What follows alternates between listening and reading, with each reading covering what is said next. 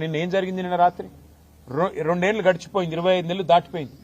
ఇంతవరకు 10,000 ఉద్యోగాలు కూడా ఇవ్వలేదు. మీరు ఏమైనా నీ 2 లక్షల ఉద్యోగాలని చెప్పి పిల్లలు రోడ్డెక్కితే వాళ్ళని ఇష్టం వచ్చినట్టు గొడ్లను కొట్టినట్టు కొట్టి వాళ్ళని 7 పోలీస్ స్టేషన్లో నిన్న ఈ దిక్కుమాలిన ప్రభుత్వం వారిని నిర్బంధించింది.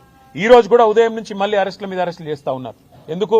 ముఖ్యమంత్రి గారు అక్కడేదో బట్టల షాప్ ఓపెనింగ్ పోతున్నట్ట, దానికోసం ఆ రోడ్డెంబడ పోతుంటే ఎక్కడ ముఖ్యమంత్రికి అడ్డం వచ్చి నోటిఫికేషన్ లేవి అని నిలదీస్తారు, ముఖ్యమంత్రిని దిగ్బంధం చేస్తారన్న భయంతో ఇలా పోలీసులను అడ్డం పెట్టుకుని ఈ ప్రభుత్వం బతుకుతా ఉన్నది. మరి ఇంత చేతగాని సన్నాసి రాహుల్ గాంధీ ఎందుకు మాటిచ్చినావు?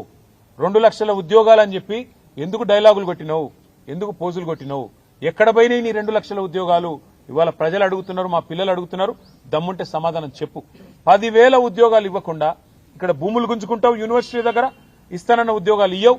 ఈ రకంగా తెలంగాణ యువతతో, భారత యువతతో కాంగ్రెస్ ఏదైతే డ్రామాలు ఆడుతున్నదో దీని అందరూ కూడా గమనించాలని కోరుతూ